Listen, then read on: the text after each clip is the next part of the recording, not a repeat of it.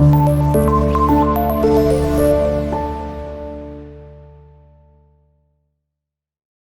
Number 8 में हमारे पास यहाँ पे लिखा हुआ है ड्रॉ आइसोसेलेस ट्रेपेजॉइड। ठीक है, अब हमारे पास यहाँ पर क्वेश्चन आपके माइंड में आएगा what is mean by isosceles trapezoid. Trapezoid इस तरह की एक शेप होती है जिसके अंदर मिनिमम दो साइड्स हैं आमने सामने वाली, ये और ये, दे बोथ आर पैरेलल। ठीक है, जो कि यहाँ पर है भी। अब आइसोसेलेस आपने कैसे करनी है? आइसोसेलेस मीन्स कि अब जो बाकी दो साइड्स हैं ये वाली और ये इक्वल अगर हो तो it means it is an isosceles trapezoid. ठीक है, ओके। अब इसके बाद आपने करना है कि यहाँ पर आपने ड्रॉ करना है, ये हमारे पास बन गई A B C D isosceles trapezoid. अब इसमें हमारे पास क्या है, ए बी जो साइड है वो सी डी के पैरेलल है, मतलब जो ये ए बी है वो सी डी के दोनों आपस में, ये दोनों आपस में पैरेलल है। ठीक है, A B is parallel to C D, जो कि यहाँ पर ये हमने ड्रॉ की है। एंड ए बी जो है वो सी डी से लार्जर है, ग्रेटर है, मतलब जो ये साइड है वो इससे बड़ी हो।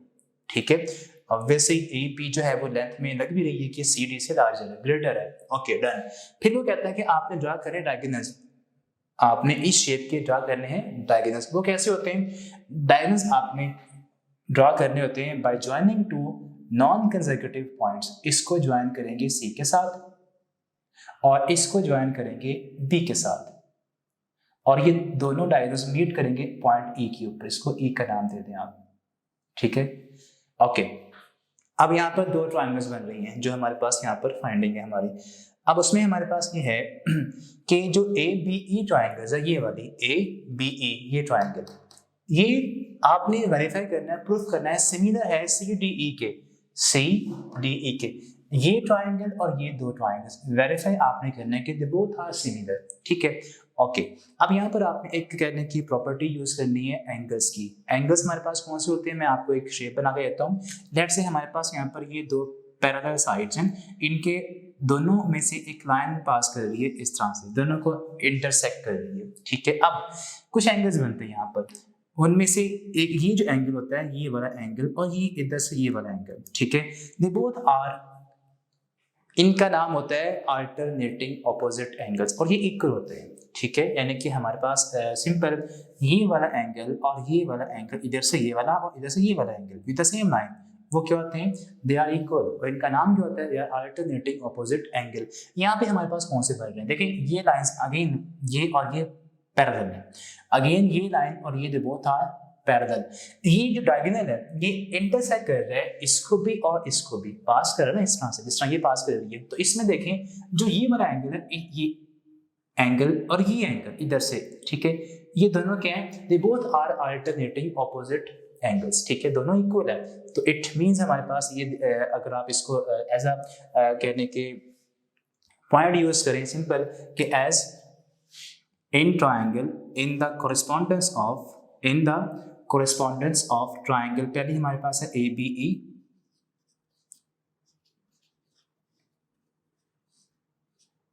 और सेकंड हमारे पास है यहाँ पर सी डी ई।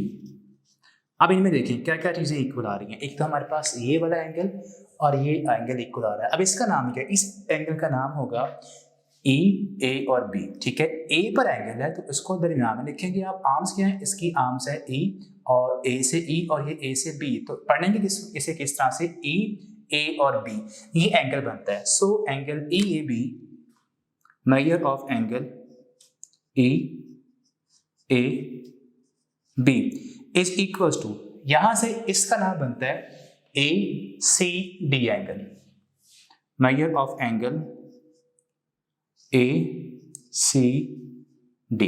ये हमारे पास दो एंगल्स। ठीक है, इनका एक आपस में इक्वल है। रीजन साथ में आ जाएगी alternating angles, alternating opposite angles. Okay, इसके बाद एक और एंगल ऐसे ही देखें। अब ये भी तो डायगोनल है ये वाला, इसमें हमारे पास ये वाला एंगल और ये एंगल, ये भी दोनों क्या है? They are also equal. ठीक है, इसका नाम बनेगा सी डी ई, ये वाला। ठीक है, और इसका बनेगा ए बी, और ए बी पर एंगल है, बी दरमियान में आएगा। ठीक है, so angle A B E equal आएगा एंगल जो ये वाला है, इसका नाम बनता है ए डी सी या C D E, C D E. Okay ये तो दो एंगल्स तो इक्वल आ गए। हमने पढ़ा था कि अगर दो ट्राइंगल्स के अंदर तीनों के तीनों करस्पॉन्डिंग एंगल्स इक्वल आ जाएं तो it means they both triangles are similar. दो तो आ चुकी हैं, थर्ड वाला कौन सा है? इस ट्राइंगल के अंदर ये एंगल दो और इसके दो आपस में करस्पॉन्डिंग है, इक्वल है। एक और भी है, देखिए ये ट्राइंगल है, इसमें ये और ये, इसके अलावा ये वाला एंगल है, ये वाला, ये एंगल इसके इक्वल है इन दोनों के आपस में, ठीक है।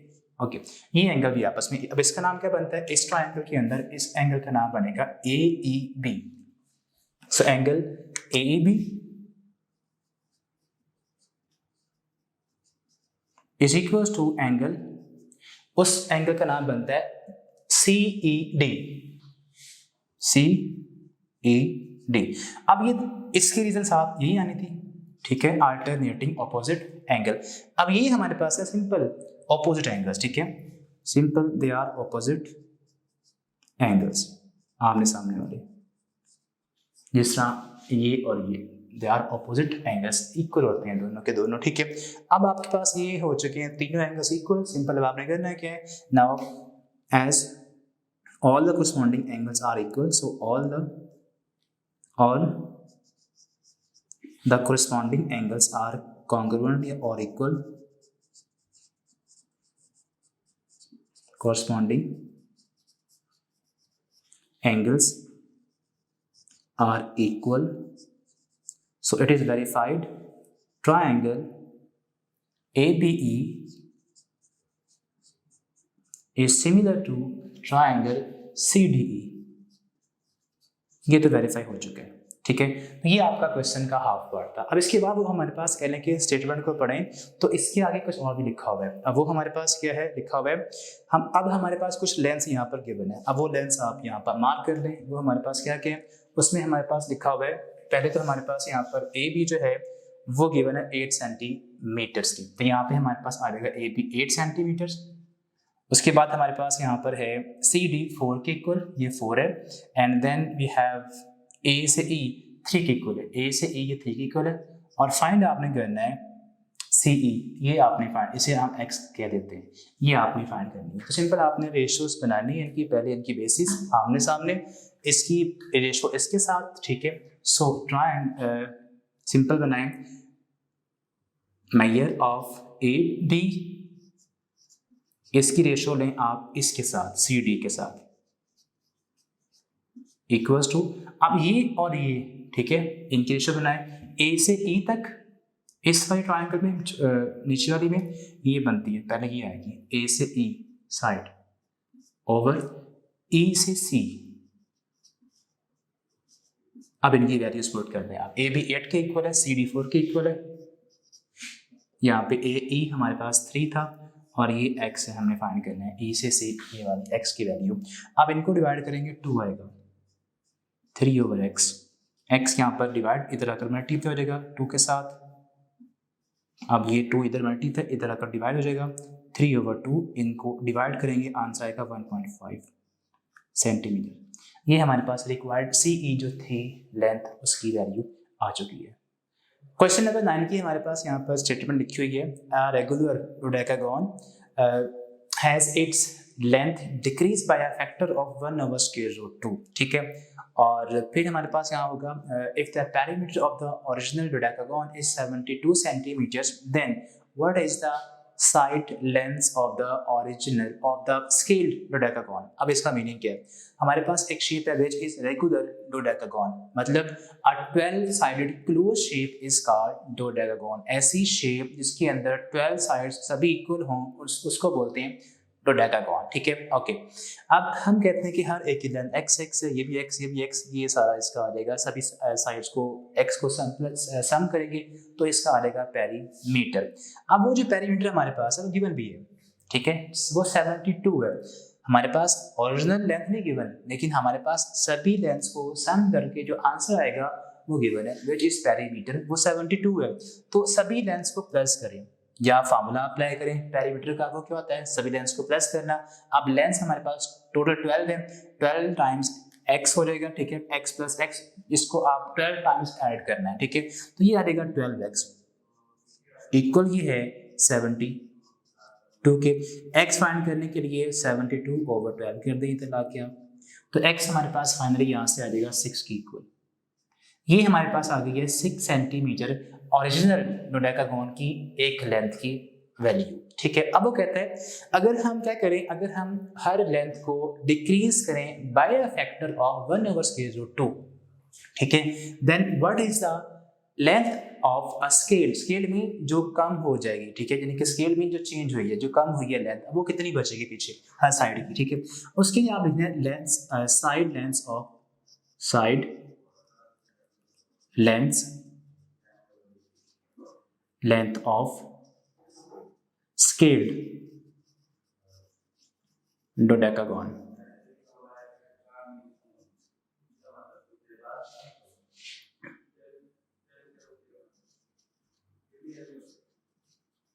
ओके, अब इसमें देखिए एक कॉन्सेप्ट है, ओरिजिनल लेंथ हमारे पास 6 है, अब आपने डिक्रीज करना है। डिक्रीज करना ये नहीं कि सब्ट्रैक्ट कर देंगे, ठीक है। अब अगर तो हमारे पास कह लें कि फ्रैक्शन के अंदर नंबर आए, जो कि यहाँ पर फ्रैक्शन में ही है, 1/√2 है, ठीक है। अगर तो होता ये सिंपल नंबर, मैं कहता हूँ अगर ये होता सिंपल √2, ठीक है, तो फिर आप क्या करते, और अगर हमारे पास ये 1/, की फॉर्म है, फिर आपने क्या करना है। अब देखिए इसमें हमारे पास है 1/√2, इसको आपने डिक्रीज करना है इसमें से। अब लिखा decrease by a factor of, decrease simple नहीं है, अगर आता सिंपल डिक्रीज तो भी सब्ट्रैक्ट करते, सिंपल इज दैट। लेकिन यहाँ पर लिखा decrease by a factor of, तो फिर आपने इसको मल्टीप्लाई करना है, किसके साथ, 6 के साथ, ठीक है। वैसे डिवाइड भी करेंगे इन सम केसेस, वो कब, जब फ्रैक्शन ना हो। तो सिंपल नंबर आए तो फिर डिवाइड करना आपने, ठीक है, और अगर फ्रैक्शन आए तो फिर आपने उसी फ्रैक्शन को उस सिंपल नंबर से मल्टीप्लाई कर देना है, ठीक है। तो ये आ जाएगा हमारे पास इनटू 1/√2, इसको इससे मल्टीप्लाई आपने कर देना। अब इनको सॉल्व करने हैं, जब इनको सॉल्व करेंगे तो ये आ जाएगा 6 1 6/√2, इसका आपने निकालना है आंसर। डेसिमल फॉर्म में जो आएगा वो हमारे पास होगी न्यू लेंथ ऑफ द डोडेकागोन 6/√2 का आंसर आ रहा है हमारे पास यहाँ पर 4.24 सेंटीमीटर्स। ये जो हमारे पास न्यू लेंथ है हर साइड की वो आ चुकी है। स्टार्ट में थी 6, अब कम होकर स्केल होने के बाद 4.24 आ चुकी है। तो ये था लास्ट क्वेश्चन। अब आपने तमाम क्वेश्चंस को अंडरस्टैंड किया होगा। अब इसके बाद हम नेक्स्ट वीडियो से स्टार्ट करेंगे 9.2। तब तक के लिए अल्लाह हाफिज़।